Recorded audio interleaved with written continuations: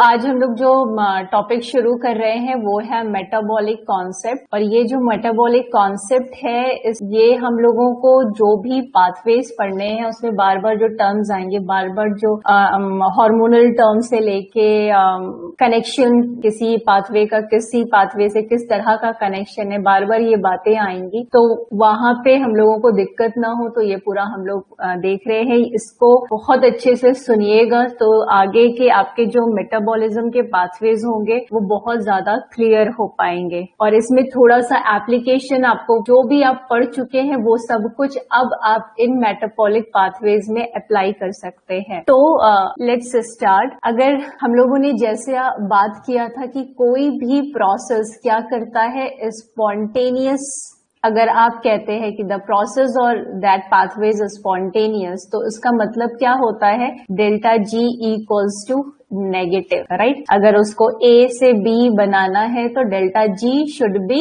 Negative. तो अब आप लोग ने जो लॉज ऑफ थर्मोडायनेमिक्स में पढ़ा था उसको अप्लाई करना है। Delta ji is a kind of free energy और वो क्या होती है, वो नेगेटिव होती है अगर कोई भी प्रोसेस को फॉरवर्ड डायरेक्शन में होना है तो, राइट। पर हम लोग अभी किसकी बात कर रहे हैं, हम लोग बात कर रहे हैं, हम लोग लिविंग सिस्टम की बात कर रहे हैं। तो we are going in a very simple way में चल रहे हैं और एप्लीकेशन अपने दिमाग में लगाते रहे। कोई लिविंग सिस्टम की जब आप बात करते हैं तो लिविंग सिस्टम को लिविंग आप कब कह रहे हैं, यानी कि कंडीशंस क्या है कि लिविंग सिस्टम में भी ऑब्वियसली मेटाबॉलिक पाथवेज रन हो रहे हैं, ठीक है, या मेटाबॉलिज्म हो रहा है, ऐसे ही कह देते, मेटाबॉलिज्म चल रहा है। तो ये चल क्यों रहा है, ऑब्वियसली इस किसी सिस्टम को लिविंग बनाने के लिए, राइट। अब उसमें यानी कि केमिकल पाथवेज ही चल रहे हैं, उन केमिकल पाथवेज में डेल्टा जी कुछ ना कुछ शो हो रहा होगा, राइट।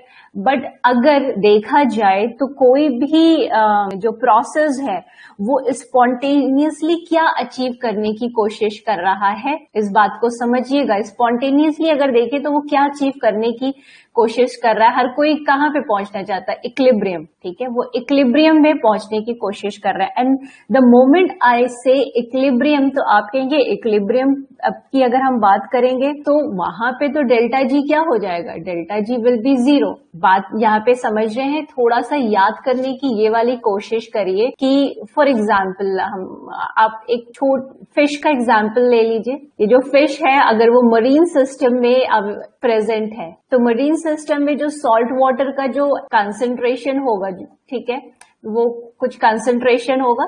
अब इसकी बॉडी का जो NaCl का कंसंट्रेशन होगा वो ऑब्वियसली इसके कंपैरिजन में क्या होगा, कम होगा, क्लियर। मतलब जब तक ये फिश अपने इस NaCl के अपने अंदर बॉडी के NaCl के कंसंट्रेशन को जब तक दूर रख पा रही है तब तक तो ठीक है, पर जिस दिन इसके बॉडी का NaCl का कंसंट्रेशन यहाँ के NaCl के कंसंट्रेशन से इक्वलाइज कर जाएगा तो फिश क्या हो जाएगी, वो डेथ कर जाएगी, राइट। तो यानी इसको जिंदा रहने के लिए मेटाबॉलिक सिस्टम को अपना ऐसा एक्टिव करना है कि वो NaCl के इस कंसंट्रेशन को अचीव ना करे और वो क्या करे, अपने सर्वाइवल के लिए इसके कंसंट्रेशन से दूर रहे, राइट।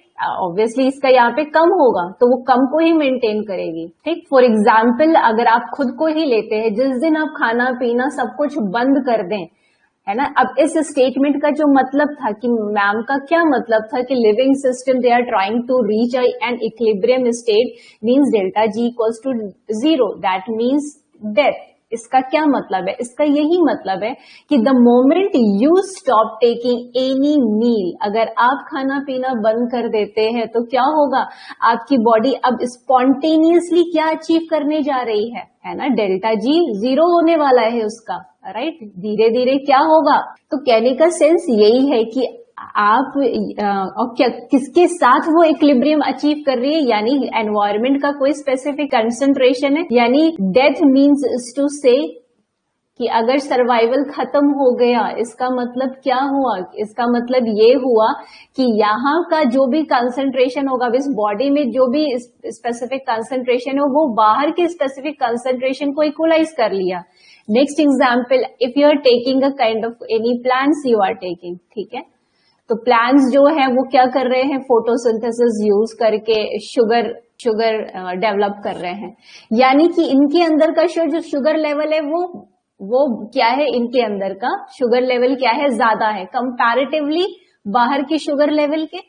एनवायरमेंट में जो शुगर लेवल होगा, द मोमेंट यू स्टॉप, आप क्या स्टॉप, मान लीजिए बाहर से उसको मिट्टी, पानी, धूप, जो भी इसकी अपनी रिक्वायरमेंट है वो मिलना बिल्कुल बंद हो जाए, ड्रॉट कंडीशन आ जाए, तो अब ये जो प्लांट है वो क्या करेगा भाई, बिल्कुल ही धीरे धीरे वो डिटेरियोरेट होना शुरू करेगा और एक ऐसी कंडीशन आ जाएगी कि वो बिल्कुल डेथ कर गया, यानी इसके अंदर का अब कंसंट्रेशन बाहर के शुगर कंसंट्रेशन को इक्वलाइज कर गया। दैट मीन्स कि अब द प्लांट इज नो मोर। ठीक, तो इसका कहने का सेंस ये है। अब आपको इस पूरी लाइन को इंटीग्रेट करना है। अब अगर आप इसको पढ़े तो पूरा एक दो पन्ने में पूरे डिस्क्रिप्शंस उसके दिए रहते हैं इसको समझाने के लिए कि what do you mean by metabolic concept in relation with spontaneous, in relation with equilibrium, in relation with homeostasis. ठीक, तो अब इस बात को यहां से यहां तक की जो बात को हमने एक फ्लो चार्ट में रिप्रेजेंट किया है, अब आपको इसको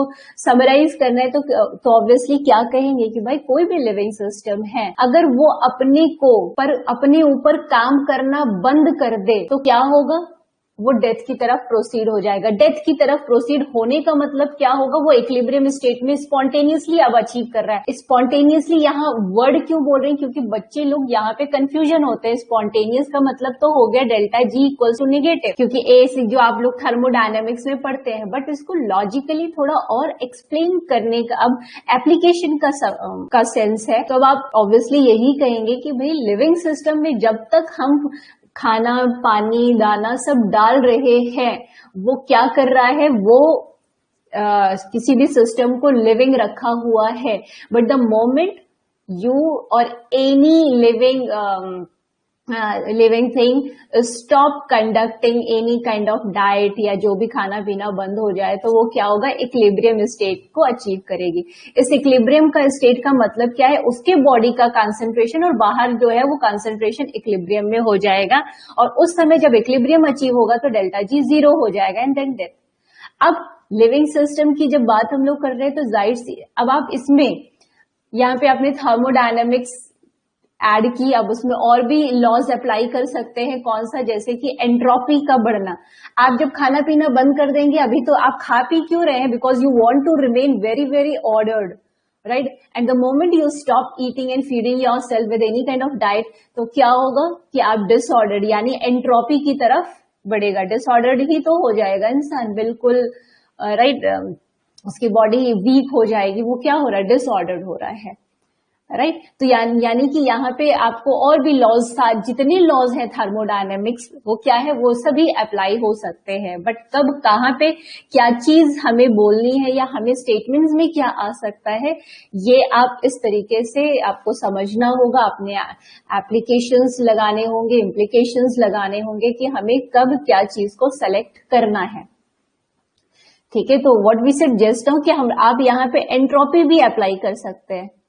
अभी जैसे आपने डेल्टा जी रखा, अब यहाँ पे क्या है, वैसे खाना पीना यहाँ पे अप्लाई करिए, खाना पीना बंद कर दें तो यहाँ पे क्या होगा, NaCl, ऐसे अगर आप लिखना सब खुद को समझाने के लिए, सॉरी, तो क्या होगा, यहाँ पे ये हो जाएगा। पर इसको जिंदा रखना है, यहाँ पे लॉ फॉलो हो रहा है। यहाँ पे कौन सा लॉ फॉलो हो रहा है, when you are not feeding it, मैं जितना सिंप्लीफाई हो सकता है उतना करने की कोई, when you are not feeding it, right. अब धीरे धीरे वो क्या है, ये कंसंट्रेशन बराबर होगा, यानी इक्विलिब्रियम अचीव हो रहा है। जब इक्विलिब्रियम अचीव हो रहा है तो अब यहाँ पे क्या हो रहा है, डेल्टा जी 0 हो रहा है। तो अब आप इसको स्पॉन्टेनियस क्यों कह रहे हैं, कब स्पॉन्टेनियस कह रहे हैं, क्योंकि जिसने खाना पीना बंद कर दिया या नहीं मिल रहा है उसको भोजन, तो वो क्या होगा, वो स्पॉन्टेनियसली उस इक्विलिब्रियम स्टेट को अचीव कर रहा है। यानी अब आप इसको बहुत अच्छे से सिंप्लीफाई कर सकते हैं कि भाई अगर खाना पीना नहीं देंगे तो आपकी बॉडी क्या स्टेट को अचीव करने जा रही है, स्पॉन्टेनियसली अपने आप इक्विलिब्रियम स्टेट को अचीव कर रही है। कोई मेहनत करने की आपको इसके लिए जरूरत नहीं है, वो स्पॉन्टेनियसली वो काम करेगी। बट व्हेन यू आर, आप इनपुट कर रहे हैं, एनर्जी दे रहे हैं, तो आप कर क्या रहे हैं, आप कोशिश क्या कर रहे हैं, वेरी इंपॉर्टेंट। आप कोशिश क्या कर रहे हैं? आप कोशिश कर रहे हैं कि मैं इक्विलिब्रियम से फार रहूं। हम लोग क्या कोशिश कर रहे हैं? हर सुबह जब उठते हैं तो क्या होता है, हाँ ये खा ले, या दिन में, राइट, आप मेंटेन कर रहे हैं, यानी इक्विलिब्रियम से आप खुद को दूर रखना चाह रहे हैं, फार अवे।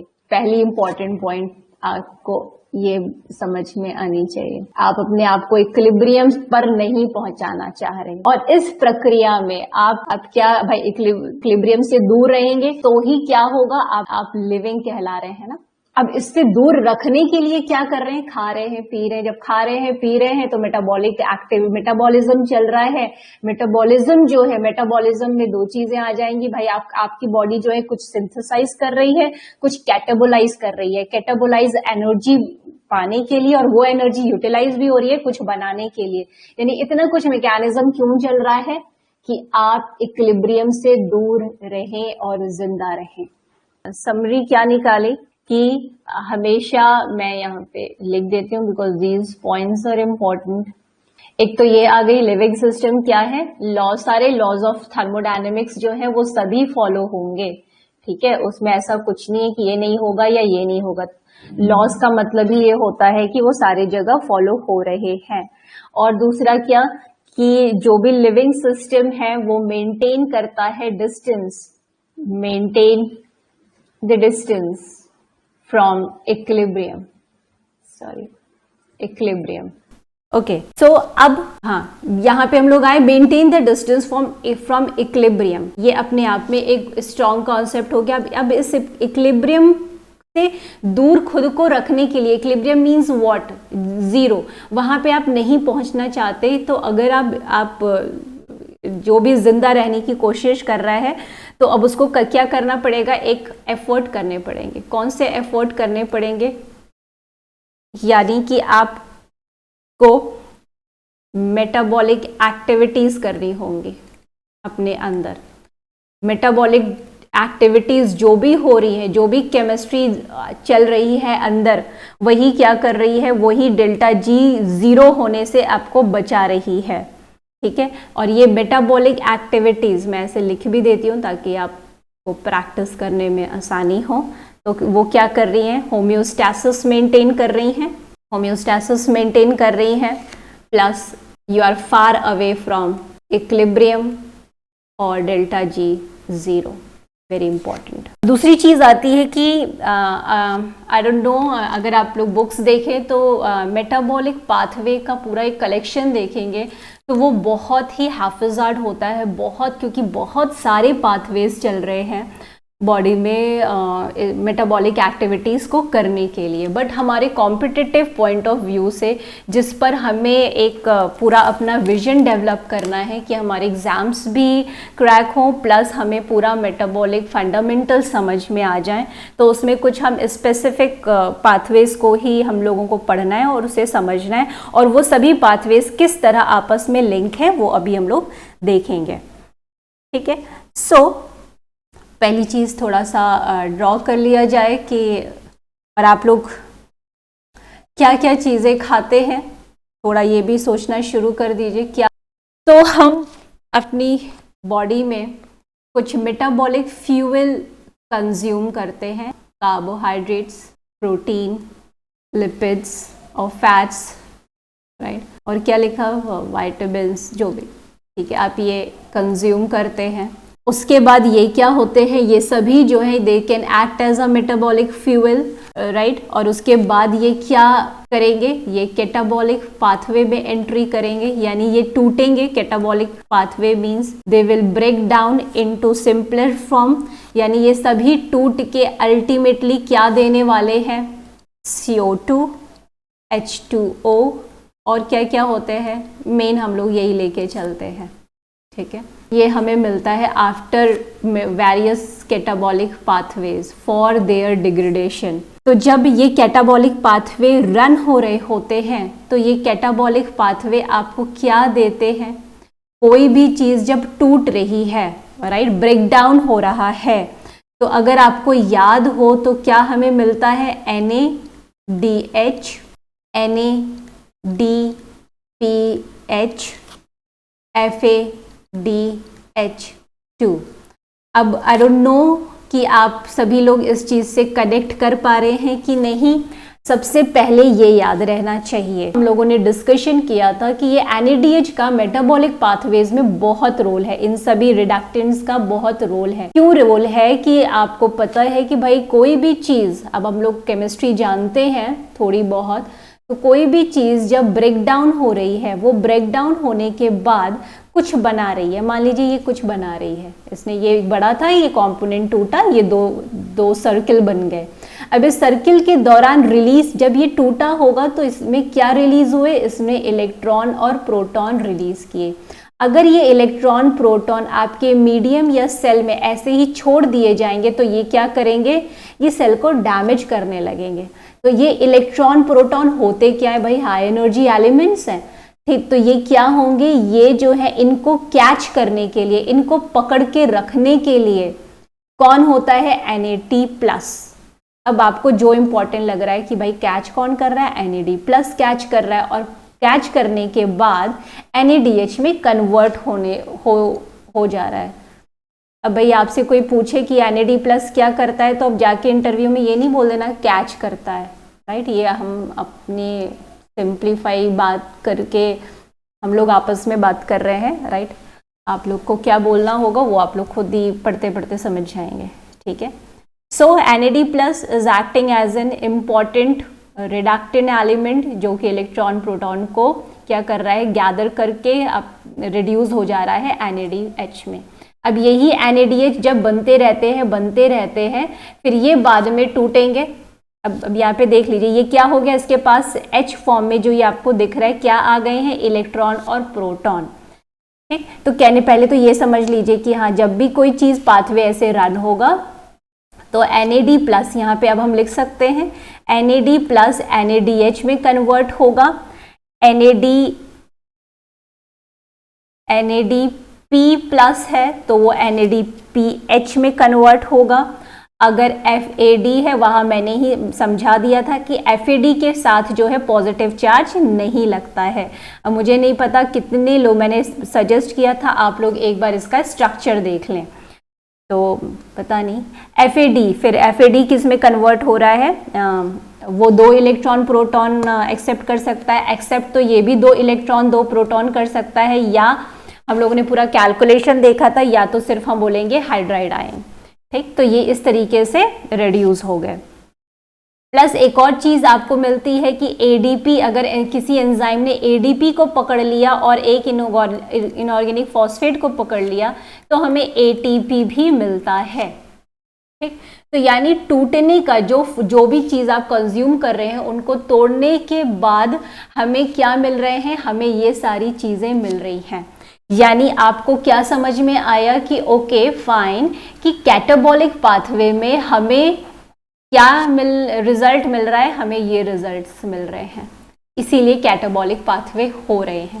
तो इनका फायदा क्या है, ATP क्यों मिल रहा है वो तो समझ में आ ही रहा होगा। ATP 2 काम कर सकता है, आपको एनर्जी भी प्रोवाइड कर सकता है, ठीक है। एनर्जी, आपको मसल कॉन्ट्रैक्शन करना है, रिलैक्सेशन करना है, काम कर रहे हैं कुछ भी, पर और क्या वो इन्वॉल्व हो सकता है, और किस काम में इन्वॉल्व हो सकता है, वो इन्वॉल्व हो सकता है एनाबॉलिक पाथवेज में, ठीक। अब आप यहाँ पे एग्जाम्पल, कुछ भी कंफ्यूजन NADH को सोचिए, ठीक। अब यहाँ पे मान लीजिए हम रखते हैं, यहाँ पे सिंपल शुगर है, ठीक है। मान लीजिए आप ग्लूकोज को रख लो, ग्लूकोज, ये ग्लूकोज हम बना रहे हैं, ठीक है, सिंपल शुगर। अमाइनो है, अमाइनो एसिड्स हैं, फैटी एसिड्स हैं, फैटी एसिड्स हैं, न्यूक्लियोटाइड बेसिस हैं। न्यूक्लियोटाइड बेसिस से आप क्या बनाने की तैयारी करेंगे, आप न्यूक्लिक एसिड बना, न्यूक्लियोटाइड बेसिस से क्या बनाएंगे, न्यूक्लिक एसिड बनाएंगे। बोलते जाइए, मतलब लिखते जाइए, न्यूक्लिक एसिड बनाएंगे। फैटी एसिड जुड़ के क्या बनाएंगे, लिपिड्स बनाएंगे, लिपिड्स का फॉर्मेशन करेंगे। अमाइनो एसिड जुड़ के क्या करेंगे, प्रोटीन्स का फॉर्मेशन करेंगे। फिर कॉम्प्लेक्स कार्बोहाइड्रेट्स का फॉर्मेशन हो सकता है। अब आप यहाँ पे देखिए, आप जो मेटाबॉलिक फ्यूल ले रहे हैं, देख रहे हैं आप, ले तो यही रहे हैं, कार्बोहाइड्रेट, प्रोटीन, लिपिड्स, यही सब ले रहे हैं और उसके बाद फिर से बना भी वही रहे हैं। इसका कोई लॉजिक है? कोई लॉजिक समझ में आ रहा है आपको? तो कार्बोहाइड्रेट तो हम लोग बहुत कॉम्प्लेक्स फॉर्म में ले रहे हैं, प्रोटीन भी हम लोग कॉम्प्लेक्स फॉर्म में ले रहे हैं, लिपिड भी कॉम्प्लेक्स फॉर्म में ले रहे हैं। पर जब हमारी बॉडी के वो अंदर आता है तो तमाम डाइजेस्टिव सिस्टम और डाइजेस्टिव एंजाइम जो हैं उसको अपने अकॉर्डिंग ब्रेक डाउन करते हैं, ताकि आपकी बॉडी उसे क्या कर पाए, उसे अडॉप्ट कर पाए, उसे एक्सेप्ट कर पाए। वो अपने हिसाब से उसको तोड़ते हैं, यानी सिंपल शुगर्स। हमेशा आपने ग्लूकोज का बहुत नाम सुना होगा, बॉडी में फ्रक्टोज भी होता है, बट और सारे ये सब चीज़ें आपने नहीं सुनी होगी सिंपल शुगर्स की अगर बात करें, या मोनोसैकेराइड्स की बात करें। क्यों? क्योंकि हमारा बॉडी सिस्टम जो है वो ग्लूकोज को ज़्यादा समझ रहा है। ठीक है, अब हमेशा ये कि भाई मोनोसैकेराइड तो फ्रक्टोज भी है, ग्लूकोज भी है, तो आप जाते हैं बोलते हैं मेरा ब्लड ग्लूकोज लेवल जरा चेक कर लो, ज़्यादा हो गया तो इस पर्सन को डायबिटीज़ है, कम हो गया तो प्रॉब्लम है। तो ये क्या है, ब्लड फ्रक्टोज लेवल की बात क्यों नहीं होती? ठीक है, तो ये क्या है, यानी कि तोड़ने का लॉजिक क्या है कि बॉडी अपने हिसाब, क्योंकि लेने के लिए तो बहुत सारी चीज़ें ले रहे हैं, पर बॉडी अपने हिसाब से उसको क्या कर रही है, तोड़ रही है, राइट। उसके लिए कुछ एसेंशियल अमाइनो एसिड है, कुछ नॉन एसेंशियल अमाइनो एसिड है, फैटी एसिड बन रहे हैं, मतलब अपने हिसाब से उसने सिंपल चीज़ों को, जैसे एक होता है ना, आपको कोई बहुत बड़ा लकड़ी का टुकड़ा दे दिया गया है, ठीक है, अब उसको तोड़ने के बाद अगर आप उसको छोटी छोटी चीज़ें आप में तोड़ लिया आपने, ठीक है, तो आप उसके साथ मल्टीपल चीज़ें बना सकते हैं, कई तरह के खिलौने बना सकते हैं, ठीक। बट तो यहाँ पे भी वही चीज़ है। अब यहाँ पे क्या हुआ, जब सिंपल फॉर्म में आपके पास चीज़ें आ गई, बॉडी सिस्टम के पास चीज़ें आ गई, अब वो क्या करेगा भाई, अब उसको इन रिडक्टेंस की, इनके पास इलेक्ट्रॉन प्रोटॉन है ना, तो इनका इस्तेमाल करके क्या करेगा, अब ये चीज़ों को बनाना शुरू करेगा। तो इन बनाने की प्रक्रिया में ऑब्वियस सी बात है उसको एटीपी की ज़रूरत पड़ेगी और रिडक्टेंस की ज़रूरत पड़ेगी। तो अगर हम रिडक्टेंस बोल रहे हैं तो वो इन्हीं को बोल रहे हैं, तो ये चीज़ याद में रखनी है। तो यानी कि यहाँ पे आप क्या करें हैं, यहाँ पे आप सिंपल फॉर्म से क्या बना रहे हैं, कॉम्प्लेक्स फॉर्म बना रहे हैं, यानी आप एनाबॉलिज्म कर रहे हैं या आप एनाबॉलिक पाथवेज रन कर रहे हैं। आई होप इतनी बात समझ में सभी को आई होगी। ये आपका हो गया एनाबॉलिक पाथवे। अब ये कैटाबॉलिक और एनाबॉलिक पाथवेज को साथ में हम लोग क्या बोल सकते हैं कि भाई ये मेटाबॉलिज्म है या ये मेटाबॉलिक पाथवेज है, ठीक। तो ऑब्वियस सी बात है कि अब जैसे यहाँ पे अगर हम लोग देखें तो भाई आप ट्रांसलेशन जब आप पढ़ते हैं तो ट्रांसलेशन में आप क्या पढ़ रहे हैं, आप अमाइनो एसिड से ही प्रोटीन का फॉर्मेशन देखते हैं कि अमाइनो एसिड से प्रोटीन का फॉर्मेशन चल रहा है, ठीक है। शुगर से, ये जो सिंपल शुगर से आप कौन सा कार्बोहाइड्रेट बनाएगी आपकी बॉडी, राइट, ग्लाइकोजन बनाएगी। और फैटी एसिड्स, लिपिड्स बना रहे हैं, फैटी एसिड से क्या बन रहे हैं, लिपिड्स बन रहे हैं, लिपोजेनेसिस पाथवे आप चला रहे हैं, ठीक। तो यहाँ पे ये बात होगी। और बाकी यहाँ पे जो कैटाबॉलिज्म आप करेंगे भाई, जो आप कंज्यूम कर रहे हैं, क्योंकि मेनली इसी की बात होगी, आपके बॉडी सिस्टम में कार्बोहाइड्रेट, प्रोटीन, लिपिड्स, और हम लोग जिसके ब्रेकडाउन की बात करेंगे, फिर बात करेंगे न्यूक्लिक एसिड्स की, ठीक है, ओके। तो अब और अगर यहाँ पे बात करें कि यहाँ पे एक तो सिंथेटिक प्रोसेस में तो एटीपी यूज हो ही रहा है, पर एटीपी जो है वो बहुत जगह यूज होने के लिए भाई उसको आप लोग पढ़ चुके हैं, सिग्नल एम्प्लीफिकेशन करना होता है, सिग्नल्स रन कराने होते हैं, कई बायोसिंथेटिक प्रोसेस में इन्वॉल्व होता है, एक्टिव ट्रांसपोर्ट मैकेनिज्म में उसको काम करना है, ठीक है, मसल कॉन्ट्रैक्शन या रिलैक्सेशन प्रोसेस में इनका रोल होता है। तो एटीपी तो वैसे ही जब ब्रेक डाउन प्रोसेस में बन रही है तो उसका सिंथेटिक प्रोसेस, ये एटीपी का ये क्या रोल हो गया, बायोसिंथेटिक प्रोसेस। यहाँ पे हम लिख सकते हैं ये जो एटीपी बन रही है ये बायोसिंथेटिक प्रोसेस, यानी यही बायोसिंथेटिक प्रोसेस में इन्वॉल्व हो रही है। और बाकी उसके बहुत सारे, क्योंकि ये डायरेक्ट एनर्जी सोर्स की तरह यूज होती है एटीपी। ठीक है। तो एनाबॉलिक पाथवे का क्या रोल है, सॉरी कैटाबॉलिक पाथवे क्या बना रही है, और एनाबॉलिक पाथवे का जो यहाँ पे क्या हो रहा है, catabolic is involve in breakdown of macromolecules, and anabolic pathways are totally involved in synthesizing the macromolecules. These are macromolecules. Okay, ठीक है। सो जैसा कि हमने अभी बात की थी कि भाई हम लोगों को अपने फंडामेंटल कॉन्सेप्ट को स्ट्रॉन्ग करने के लिए कॉम्पिटिटिव विजन को ध्यान में रखते हुए हम लोगों को पाथवेज को थोड़ा इजी करते हुए और उसको समझना है। तो लेट्स स्टार्ट। तो यहाँ पे अब आपको ध्यान से देखना है कि आपको क्या दिख रहा है। यहाँ पे आप क्या क्या लेते हैं, प्रोटीन, ठीक है, कार्बोहाइड्रेट, राइट, एंड लिपिड्स, जो इम्पॉर्टेंट मॉलिक्यूल्स हैं आपकी बॉडी में। और क्या इम्पॉर्टेंट मॉलिक्यूल है, न्यूक्लिक एसिड, मैक्रो मॉलिक्यूल की बात हो रही है, ठीक है। तो येलो में आप तो ये डायरेक्ट डाइट में कंज्यूम कर सकते हैं, बट बॉडी आपकी न्यूक्लिक एसिड भी बनाती है, वो भी एक मैक्रो मॉलिक्यूल है। तो ये सभी जो चारों एलिमेंट्स, मेन चारों एलिमेंट्स जो हैं वो किस तरीके से एक दूसरे से लिंक्ड हैं, उनका सिंथेटिक प्रोसेस और उनका कैटाबॉलिक प्रोसेस वो हम यहाँ पे देख रहे हैं, ठीक। और यहाँ पे हम लोगों ने एक और पाथवे को इंटीग्रेट कर दिया है, वो है फोटोसिंथेसिस। अब आपको जहां से शुरू करना है वहां से शुरू कर सकते हैं, बट आप एक ऑप्शन तो हम लोग को लेना ही पड़ेगा, ठीक। तो हम लोग शुरू करते हैं कार्बोहाइड्रेट से, ठीक। तो कार्बोहाइड्रेट में अगर हम लोग बात करें तो आपकी बॉडी क्या यूटिलाइज कर रही है most of the time, glucose की, ठीक है, ग्लूकोज की बात कर रही है। अब यहाँ पे आपको ध्यान से आपको पूरा ये एक ओवरव्यू दिया जा रहा है। अगर आप इसको समझ लेंगे तो आपको सारे पाथवेज को समझने और आपस में जोड़ना। सबसे बड़ी बात है कि अभी तक भाई कुछ लोग हो सकता है पढ़ते, अभी तक कैसे पढ़ते थे, ग्लाइकोलिसिस पढ़ लिया, हो गया, फिर एकदम वो अलग ही चला गया दुनिया में। फिर उसके बाद हमने TCA पढ़ गया, बस खत्म। फिर उसके बाद ETS, यानी अलग अलग टॉपिक्स आपने वो कर लिए, पर ऐसे नहीं करना है। आपको सभी का लिंकिंग मैकेनिज्म पता होना चाहिए, ठीक है। तो अब आपको यहाँ पे देखना कि यहाँ से ग्लूकोज 6 फॉस्फेट बन रहा है, ये आपको दिख रहा होगा। प्लीज़ अपने दिमाग को थोड़ा एक्टिव ज़रूर रखिएगा, तो इंटरेस्टिंग भी बहुत इंटरेस्टिंग लगेगा, बोरिंग बिल्कुल नहीं लगेगा।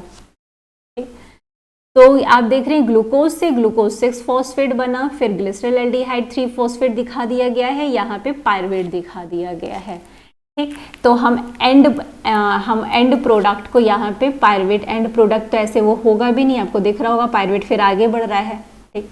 पर अगर हम देखें ग्लूकोज से जो आपको पायरुवेट दिख रहा है, ग्लूकोज से आपको क्या दिख रहा है, पायरुवेट बनता हुआ दिख रहा है, ठीक। तो ये क्या है, ये ग्लाइकोलिसिस है, फाइन। पर आपने देखा होगा कि भाई इस डायग्राम में बीच में यहाँ ग्लूकोज 6 फॉस्फेट दिखाया गया है और यहाँ पे ग्लिसरॉल्डिहाइड 3 फॉस्फेट दिखाया गया है, क्योंकि जब हम लोग ग्लाइकोलिसिस पढ़ते हैं तो सीधे ग्लूकोज से glucose 6 phosphate, fructose 6 phosphate, fructose 1,6 bis phosphate, फॉस्फोग्लिसरॉल्डिहाइड, right, और 3-BPG, 1,3-BPG, 3-PGA, 2-PGA, phosphoenol pyruvate and pyruvate. Glycolysis हमारी खत्म, ठीक है, बीच बीच में एंजाइम्स याद कर लिए। पर यहाँ पे अब आपको ध्यान में देना है कि ग्लूकोज 6 फॉस्फेट, आप ध्यान से देखिए कि ग्लूकोज 6 फॉस्फेट जो है वो यहाँ भी कोई रोल प्ले कर रहा है। अभी हम लोग इसकी बात नहीं करेंगे, बट आप यहाँ ध्यान से देख सकते हैं कि वो इस पाथवे में लिंक हो रहा है।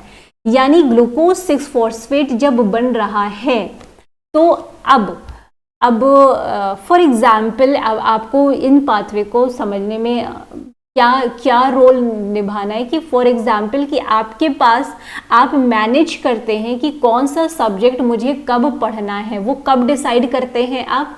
आपकी तैयारी किसी सब्जेक्ट को लेके कितनी है, जिस सब्जेक्ट को लेके थोड़ी कम होगी आप उसको थोड़ा ज़्यादा टाइम देंगे, जिस चीज़ को लेके आपका बहुत अच्छा कॉन्सेप्ट होगा तो उसको थोड़ा सा इग्नोर करके कुछ और के लिए टाइम देंगे, and you are managing your time in that way. उसी तरीके से हमारा मेटाबॉलिक सिस्टम भी वैसे ही काम करता है। आपके बॉडी सिस्टम को अभी किस चीज़ की ज़रूरत है वो उस तरह से एंजाइम्स को रेगुलेट करेगा। अब जैसे ही हमने एंजाइम्स बोला बच्चों, तो अभी आप क्या पढ़ चुके हैं, मैंने आपको शुरू में ही बोला था, अब आप वो समय आ गया है कि आप जो कुछ पढ़ चुके हैं वो यहाँ अप्लाई करना है। एंड द मोमेंट आई से, अब देखिए यहाँ पे कितनी इंपॉर्टेंट बात बताने जा रहे हैं। जैसे ही मैंने कहा कि यहाँ पे एंजाइम रेगुलेशन आ जाएगा तो क्या होगा, अच्छा एंजाइम रेगुलेशन आ जाएगा, चलो तुरंत दिमाग में एंजाइम रेगुलेशन के मैकेनिज्म में हम लोगों ने क्या क्या पढ़ा था, तुरंत क्लिक ऑन करना चाहिए। कोवेलेंट मॉडिफिकेशन था, फीडबैक इनहिबिशन था, राइट, एलोस्टेरिक रेगुलेशन था, तमाम। क्योंकि क्या होता है, प्रॉब्लम यहीं से होती है शुरू, क्योंकि जब आप स्टैंडर्ड बुक पढ़ते हैं तो वहां पे वो बार बार ये नहीं बताएगा देखो एंजाइम रेगुलेशन इतने तरीके से होता है, ये होता है। वो उनका सीधे मकसद क्या होगा कि देखिए ये वाला जो एंजाइम है ना, जो मान लेते हैं आपके ये पाथवेज चल रहे हैं, मैं आपको बुक्स के अकॉर्डिंग भी पढ़ने के चीज़ों में कहाँ प्रॉब्लम होती है वो भी बताने। यहाँ पे एंजाइम 1 है, एंजाइम 2 है। अब सपोज ये पाथवे चल रहा है, अब किसी बुक में बता रहे हैं, समझा रहे हैं कि एंजाइम 1 जो है देखो ए से बी बता रहा, और फिर उन्होंने बोल दिया एंजाइम 1 आइसोजाइम है, ठीक है, आइसोजाइम है। अब आइसोजाइम तो हमें पता ही नहीं है, ठीक है। फिर पता चला एंजाइम 2 को उन्हें बोला कि एंजाइम 2 एलोस्टेरिक रेगुलेशन कर रहा है। सी में बोल रहे हैं कि ये फीडबैक इनहिबिशन के थ्रू कुछ रेगुलेट हो रहा है। डी में बोल रहे हैं यहाँ पे कोवेलेंट मॉडिफिकेशन हो रहा है। अब आप इंटीग्रेट करिए। प्रॉब्लम सिर्फ यही होती है कि चैप्टर को अगर सिर्फ चैप्टर में ही छोड़ देंगे, उसको कैरी फॉरवर्ड करना आना चाहिए। जो जितना बढ़िया तरीके से करेगा, बस यही प्रॉब्लम होती है, ठीक। तो अब आई डोंट नो कितने लोगों को आइसोजाइम्स याद हैं, कितने लोगों को एलोस्टेरिक एकदम परफेक्ट याद है, राइट। तो यहाँ पे तो यहाँ पे क्या हो रहा है, अभी आपने सुना कि अब मुझे मेरी बॉडी को किस समय क्या जरूरत है, उस हिसाब से हमारे पाथवेज जो है वो रेगुलेट किए जाते हैं। अब जैसे ही बोला पाथवेज रेगुलेट किए जाते हैं, उसका मतलब क्या हो गया, यानी एंजाइम की मदद से रेगुलेट किए जाते हैं। तो एंजाइम के सारे रेगुलेशन पैरामीटर एक स्टूडेंट को आने चाहिए, ठीक है। क्योंकि को फिर बार बार यहाँ एंजाइम, फिर यहाँ पे आइसोजाइम्स नहीं पढ़ाया जाएगा, एलोस्टेरिक नहीं पढ़ाया जाएगा, ठीक है। तभी तो ये आपकी हायर एजुकेशन की पढ़ाई है, ओके। तो इस तरीके से काम करेगा आपका बॉडी सिस्टम। तो यहाँ पे अब आपने देखा कि ग्लूकोज 6 फॉस्फेट यानी जब बन रहा है, इसका मतलब ये है, यहाँ ध्यान से सुनिए, कि ग्लूकोज 6 फॉस्फेट जैसे ही ग्लूकोज, यानी आप यहाँ पे इमेजिन करिए ये आपकी सेल है, जैसे ही ग्लूकोज बच्चों अंदर आया, ग्लूकोज 6 फॉस्फेट बन गया, ठीक है। ग्लूकोज 6 फॉस्फेट ही क्यों बना वो हम लोग ग्लाइकोलिसिस में देखेंगे, ठीक है।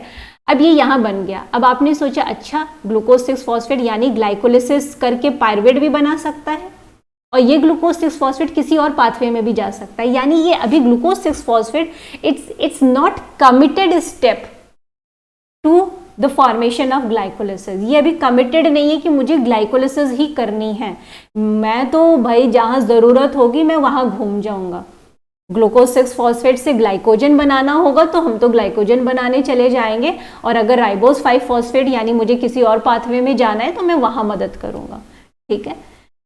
तो इसलिए क्या टर्म आ जाता है, कमिटेड स्टेप। तो अब आप कभी कभी जब पाथवेज शायद किन्हीं लोगों ने पढ़ा हो बुक्स में, तो आपको ये टर्म्स भी मिले होंगे कि ये जो स्टेप है वो कमिटेड हो गया, ठीक। तो अब यहाँ पे अब हम लोग देख रहे हैं कि अब यहाँ आगे बढ़ते हैं स्टेप्स, उसके बाद क्या हो जाता है, ग्लिसरल एल्डिहाइड 3 फॉस्फेट का फॉर्मेशन। अब यहाँ पे अगर आप देखें तो ग्लिसरल एल्डिहाइड फॉस्फेट, अब आप कह सकते हैं अच्छा ग्लिसरल एल्डिहाइड 3 फॉस्फेट भी कहीं जा रहा है, नहीं वो नहीं जा रहा है, बट कभी ग्लिसरॉल अधिकता में मौजूद है तो ग्लिसरॉल किस में कन्वर्ट हो सकता है, ग्लिसरल एल्डिहाइड 3 फॉस्फेट में। तो यानी ग्लूकोज 6 फॉस्फेट के बाद जब फ्रक्टोज 6 फॉस्फेट और फ्रक्टोज 1,6 बिसफॉस्फेट बन रहा है, तो वहां से कमिटेड स्टेप ग्लाइकोलिसिस का शुरू हो गया होगा कि अब तो भाई ग्लाइकोलिसिस ही चलानी है, क्योंकि शायद इनको एनर्जी की कमी है। यही होगा, ग्लाइकोलिसिस क्या देगा आपको, एटीपी देगा। तो यानी अब यहाँ पे क्या होगा शुरू, जब ग्लूकोज 6 फॉस्फेट जब तक था तो यहाँ पे इसको थोड़ा डिसीजन लेना है कि मुझे मूव कहाँ करना है, ऐसा तो नहीं इनको ग्लाइकोजन चाहिए, ठीक है। I hope you are getting my point. Next क्या है, अब उसके बाद फ्रक्टोज 6 फॉस्फेट, तब अब ग्लाइकोलिसिस के लिए धीरे धीरे ये पाथवे अब कमिटेड होने लगेगा। अब जैसे ही ग्लिसरॉल्डिहाइड 3 फॉस्फेट, तो इसका सेंस क्या है कि 3 फॉस्फेट जो है और कहीं से भी ग्लाइकोलिसिस में ज्वाइन कर सकता है अगर एनर्जी डिमांड बढ़ गई है। चलिए यहाँ पे थोड़ा सा समझने की कोशिश करते हैं कि ये क्यों ऐसे दिया हुआ है। ठीक है, अगर आप बहुत भाई थोड़ा ज़्यादा टाइम हो गया और जहाँ ऐसी कंडीशन आ रही है कि आपके अंदर से थोड़ा कार्बोहाइड्रेट कम हो रहा है और लिपिड जो है वो टूटना शुरू हो रहा है, जैसे बोलते हैं ना, देखिए पहले तो एक चीज़ ऐसा नहीं है कि भाई कार्बोहाइड्रेट भी, बॉडी में कार्बोहाइड्रेट भी आपका टूट रहा है, लिपिड भी टूट रहा है, प्रोटीन भी टूट रहा है एट द सेम टाइम। ठीक है, एट द सेम टाइम सब मेटाबॉलिक पाथवे चल रहे हैं, बट कभी कभी एक्सट्रीम कंडीशंस जब आती है तो वो प्रोसेस क्या हो जाता है, और ज़्यादा एक्टिवेट हो जाते हैं। फॉर एग्जाम्पल, जिसने कहा कि मुझे डाइट कंट्रोल करना है तो वो फैट कम कर देता है अपनी बॉडी में। ठीक है, बहुत अचानक फैट कम कर रहा है, प्लस हो सकता है वो कार्बोहाइड्रेट भी कम कर रहा हो और अपने डाइट को इस तरीके से मैनेज कर रहा है। फिर आप देख रहे हैं कि वो 2-4 दिन बहुत सिर्फ पानी से ही अपने आप को मेंटेन कर, तो वहाँ पे क्या होगा कि अब जो है लिपिड्स और ज़्यादा डिग्रेड होने की कोशिश करेंगे, कीपिंग इन माइंड कि वैसे नॉर्मली होता है डिग्रेडेशन। ठीक, तो क्या होगा भाई, उस दौरान जब वो जो पर्सन है उसने कम कर दिया है अपना डाइट, तो उसको एटीपी तो चाहिए ही ना, तो लिपिड्स भी जो है वो टूटेंगे। वो जब लिपिड्स टूटेगा, तो जब लिपिड्स टूट रहा है तो वो ग्लिसरॉल और फैटी एसिड में कन्वर्ट हो रहा है। अब ये ग्लिसरॉल जो है ग्लाइकोलिसिस को ज्वाइन करके उसको एटीपी दे सकता है। ठीक है, तो ये चीज़ हो सकती है। तो ये एक एग्जाम्पल मैंने दिया। कमिंग बैक टू अवर, तो यहाँ से आप यहाँ तक क्या एज्यूम कर सकते हैं, एज्यूम क्या मतलब, यहाँ से यहाँ तक ग्लूकोज से पायरुवेट, ये आपको क्या दिख रहा है, ये ग्लाइकोलिसिस है। यानी जो यहाँ पे आपको दिख रहा है ए इज व्हाट, यही दिमाग लगाना है हम लोग को। क्या करना है, जितने पाथवेज हैं उनको पहचानना है। ठीक है, ये क्या है, आपका ग्लाइकोलिसिस है। ठीक है, तो भाई हम एक ही जगह लिख सकते थे, तो हमने यहाँ पे इसको देने की कोशिश की, ये हमारा ग्लाइकोलिसिस चल रहा है। पर आपने और कलेक्शन क्या कर लिया कि भाई हमें ये ध्यान में रखना है कि ग्लाइकोलिसिस में कुछ ऐसे हमारे सबस्ट्रेट्स होते हैं जो कि और कहीं भी चले जा सकते हैं और किसी पाथवे को ज्वाइन करके वहाँ पे हेल्प कर सकते हैं, या कोई और पाथवे ग्लाइकोलिसिस चलाने में ग्लाइकोलिसिस की मदद कर सकता है, क्योंकि ग्लाइकोलिसिस में एटीपी का प्रोडक्शन होता है। कहानी खत्म। ठीक, तो ये आपका पायरुवेट बन गया। तो कहने का सेंस ये है कि आपने अभी क्या देखा कि ग्लूकोज सेल में आया, ठीक है, उसने साइटोप्लाज्म में ही ये साइकिल होती है, पायरुवेट बन गया। ठीक, उसके बाद क्या करना है, अब ये पायरुवेट फर्दर जाएगा। ठीक है, यहाँ पे आपको कुछ एटीपी मिला, कुछ एटीपी मिला। ठीक, अब ये पायरुवेट क्या करेगा, ये एसिटिल कोएंजाइम में कन्वर्ट होगा, ये एसिटिल कोएंजाइम ए में कन्वर्ट होगा।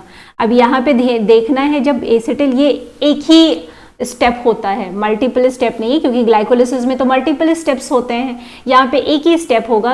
राइट, एक ही स्टेप से मतलब मेरा ये है कि अगर ऑक्सीजन प्रेजेंट है, ठीक है, तो वो क्या कर रहा है, एसिटिल कोएंजाइम का फॉर्मेशन कर रहा है। बट इन एक्सट्रीम कंडीशन, कुछ ऐसी कंडीशंस होती हैं जहां पे वो लैक्टेट का फॉर्मेशन कर सकता है।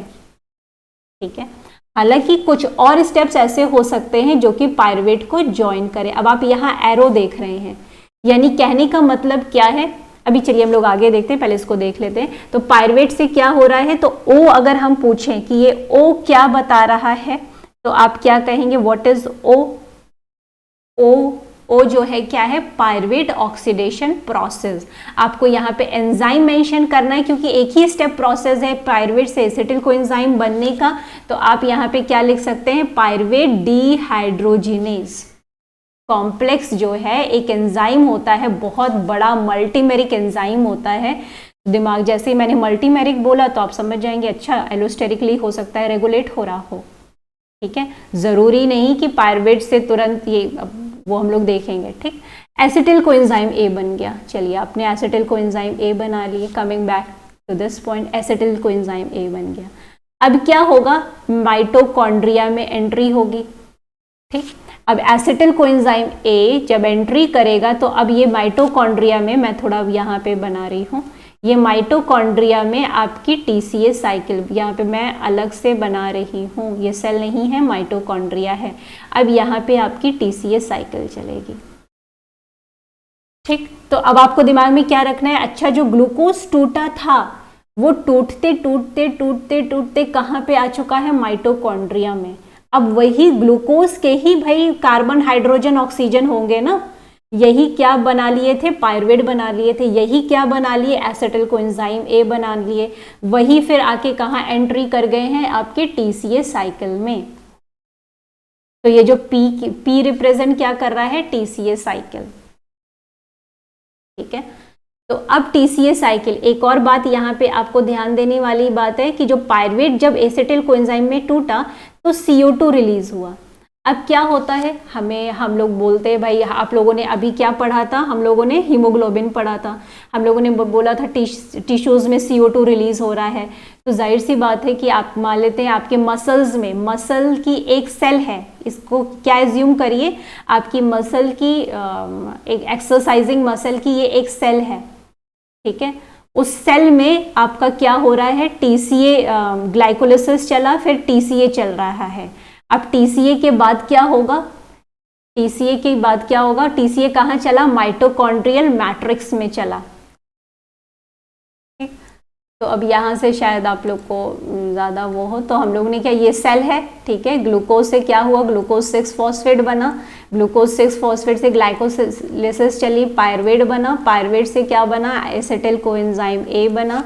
अब कहाँ आ गया, माइटोकॉन्ड्रिया में एंट्री हुई, तो फिर यहाँ पे क्या चला, टीसीए साइकिल चलेगा। ठीक है, तो यहाँ पे भी CO2 रिलीज हो रहा है। ठीक है, और टीसीए साइकिल में भी CO2 रिलीज होंगे, वो कौन कौन से स्टेप्स होंगे वो आप टीसीए में पढ़ेंगे। ठीक, अब उसके बाद क्या हुआ यहाँ पे, अब जब ये टीसीए साइकिल चल रही है तो याद रखिए NADH बन रहा है, NADH, और क्या याद रखना है, FADH2 भी बनता है। कितना बनता है, कहाँ, ये सब कैलकुलेशन टीसीए में करेंगे, बट यहाँ पे आपको लिंक करना सारा पैरामीटर। ग्लाइकोलिसिस में भी एक स्टेप पे क्या बनता है, NADH बनता है। ठीक है, अब ये जो NADH बन रहा है वो भी यहाँ पे आएगा। ठीक है, सॉरी टीसीए में नहीं आएगा यहाँ, और आपको ये टीसीए में मिल गए NADH, FADH2, ये सब यहाँ मिल गया और एक यहाँ मिल गया। अब ये जो NADH-H2 है ये क्यों मिले, क्योंकि ब्रेकडाउन प्रोसेस चल रहा था, इलेक्ट्रॉन प्रोटॉन रिलीज हो रहे थे टूटने के प्रोसेस में, और टूटने के प्रोसेस में भाई ये 6 कार्बन है, ये 3 कार्बन है, ये 2 कार्बन है, कितना कुछ टूट रहा है, टूटते टूटते क्या हो रहा है, इलेक्ट्रॉन प्रोटॉन रिलीज हो रहे हैं, उसको कौन कैच कर रहा है, NADH कैच कर रहे हैं। अब ये NADH के पास क्या आ गए हैं, इलेक्ट्रॉन प्रोटॉन आ गए हैं। अब यही NADH FADH2 जो आए हैं वो अब कहाँ जाएंगे, इलेक्ट्रॉन ट्रांसपोर्ट सिस्टम में।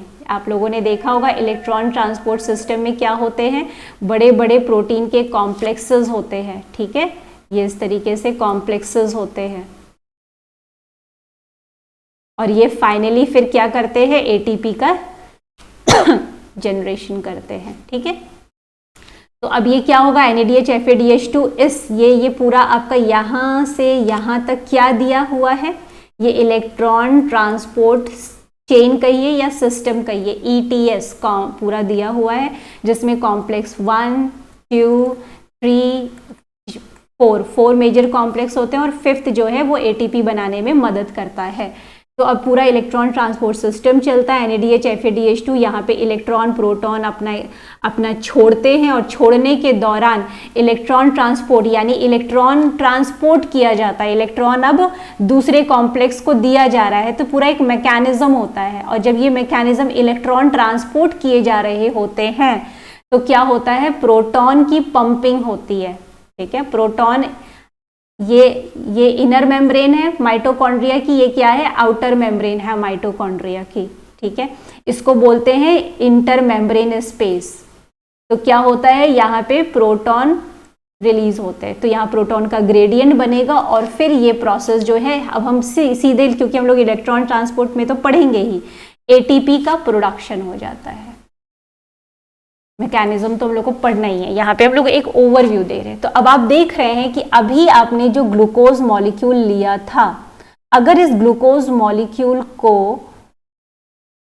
ब्रेकडाउन प्रोसेस से गुजरना है और आपको एटीपी देना है, तो वो कुछ इस तरीके से आपको एटीपी दे रहा है। तो ये स्टेप क्या हो गया, पायरुवेट ऑक्सीडेशन का। ये यहां से यहां तक क्या हो गया, पायरुवेट का, TCA एंड ETS। तो आपको ये मिल गया। तो अगर इसको देखें बच्चों, तो यहाँ पे आपको क्या दिख रहा है कि ओके, कार्बोहाइड्रेट में हम लोग एक मेटाबॉलिज्म की बात कर रहे हैं। तो भाई आप सीधे ग्लूकोज, तो यू आर टेकिंग कार्बोहाइड्रेट, तो कार्बोहाइड्रेट का दिमाग में क्या अब आपको ऐड करना है। आप लोगों ने 9th-10th में पढ़ा होगा, हम कोई भी कार्बोहाइड्रेट लेते हैं तो कार्बोहाइड्रेट का डाइजेशन देखिए, क्यों बोला जाता है कि carbohydrate instant source of energy. उसका एंजाइम मुंह से ही शुरू हो गया, एमाइलेज एंजाइम, सलाइवरी है ना, सलाइवा में प्रेजेंट, तो वहां से ही शुरू हो गया और डाइजेस्ट होते होते होते होते वो क्या कर रहा है, आपने कोई भी कॉम्प्लेक्स कार्बोहाइड्रेट खाया हो, ठीक है, वो पर वो टूटते टूटते तुरंत उसका टूटना शुरू हो गया और पहुंचते पहुंचते क्या हो जाएगा, वो मोनोसेक्राइड्स में तब्दील हो जाएगा, ठीक है, ग्लूकोज, फ्रक्टोज, ये सब में बदल जाएगा। अब ये जो है ये सब सेल में एंट्री करेंगे, ग्लूकोज सेल में एंट्री करने के बाद आपके साथ ग्लाइकोलिसिस चलेगी, फिर पायरुवेट ऑक्सीडेशन होगा, फिर एसिटिल कोएंजाइम A बनेगा, TCA चलेगी और उसके बाद ETS चलेगा और आपको क्या मिलेगा, ATP एंड H2O। ठीक, तो आप यहाँ पे क्या लिंक, अब इस डायग्राम में क्योंकि बहुत कॉम्प्लेक्स हो जाता, आपको क्या ध्यान में रखना है, बहुत सारी चीजें, कि सिर्फ ग्लाइकोलिसिस को ऐसे ही नहीं पढ़ना है, कौन सा एंजाइम कितना रेगुलेट कर रहा है, कहाँ पे रेगुलेट कर रहा है, कौन सा जो प्रोडक्ट बना है वो किस पाथवे को ज्वाइन कर रहा है, प्लस ग्लाइकोलिसिस, ये जो पाथवेज चल रहे हैं उनकी लोकेशन क्या है।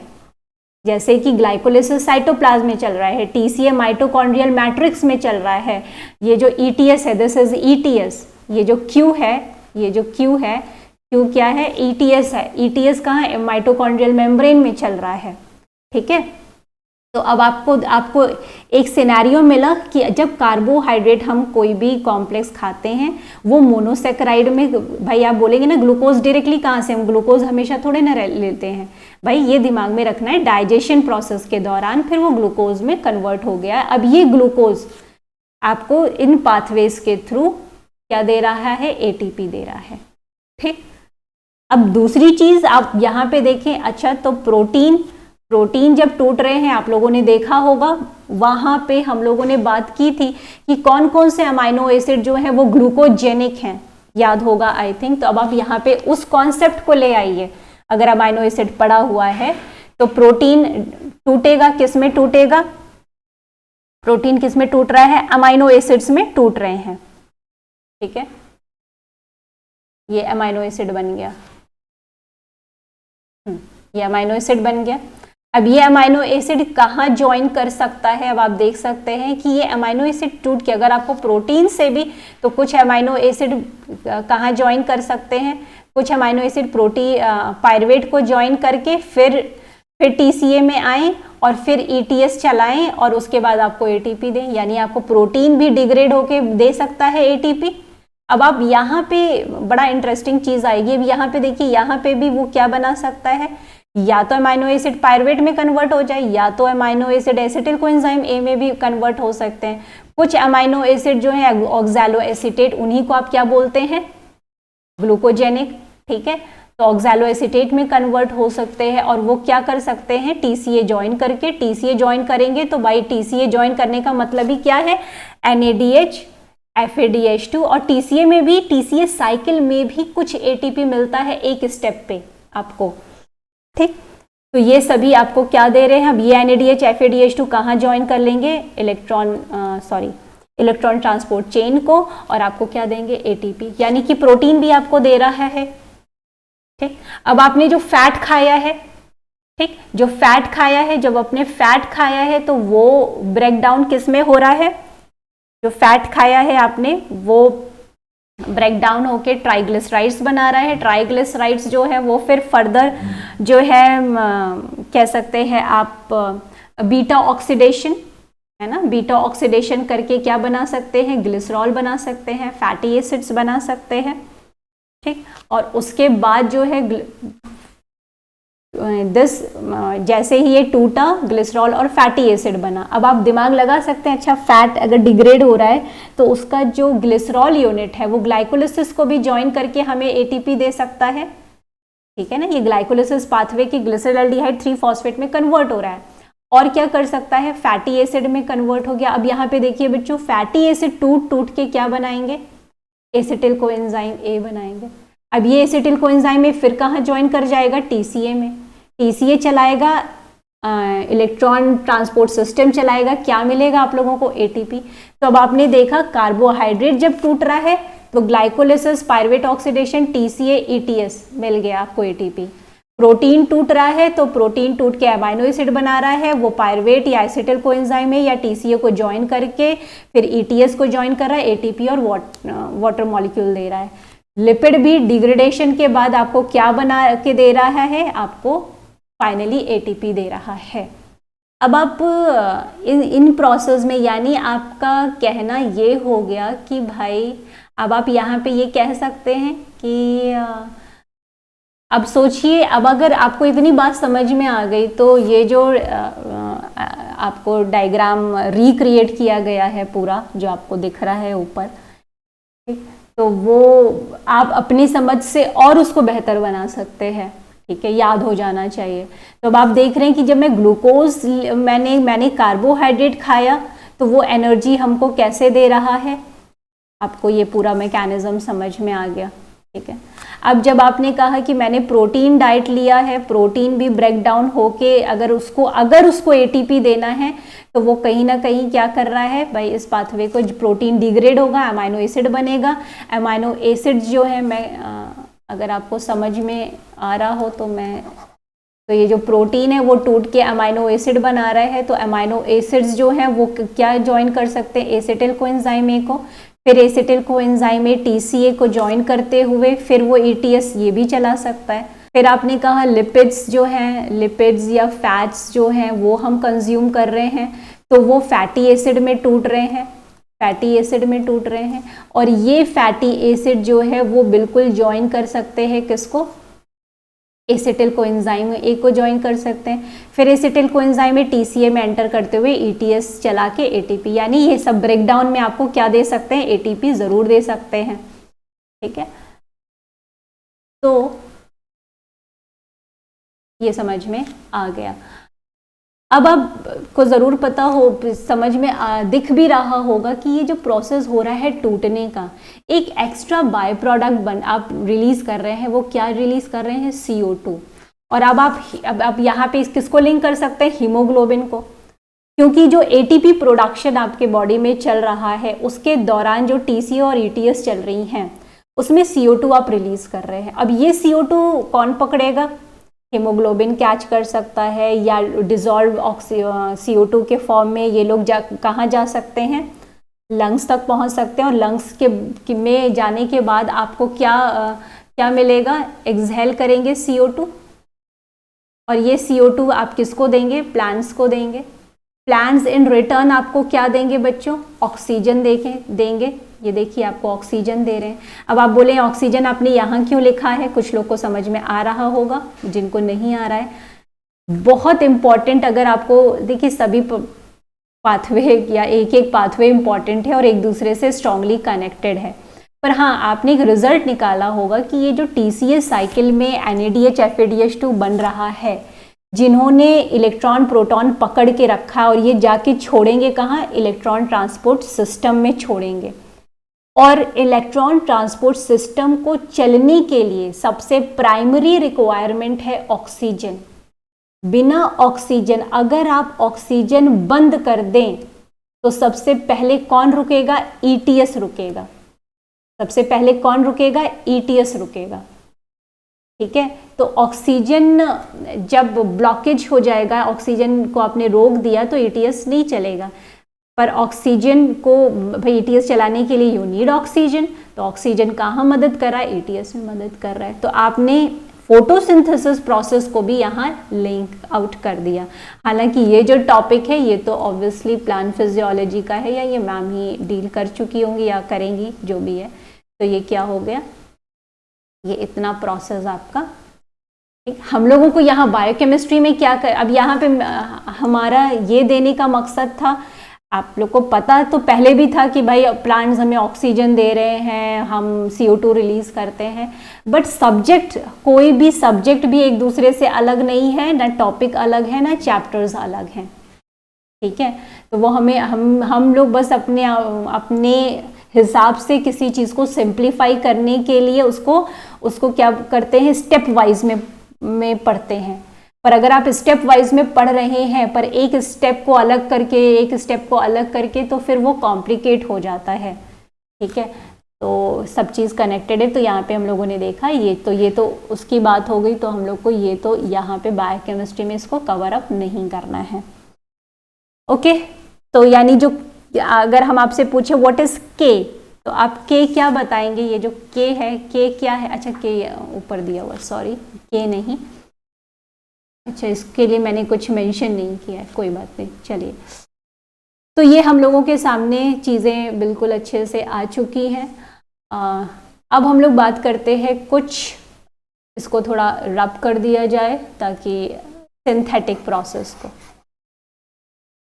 तो अभी तक हम लोगों ने जो भी देखा वो क्या देख रहे थे कि आप जो आप ले रहे हैं या जो मैक्रो मॉलिक्यूल्स है वो किस तरीके से ब्रेक डाउन होके किन पाथवे को की मदद से आपको ATP प्रोवाइड कर रहे हैं, और आप रिडक्टेंट भी प्रोवाइड कर रहे हैं, क्योंकि रिडक्टेंट भी इनका NADH और FADH2 का बनना भी बहुत इम्पॉर्टेंट है ना।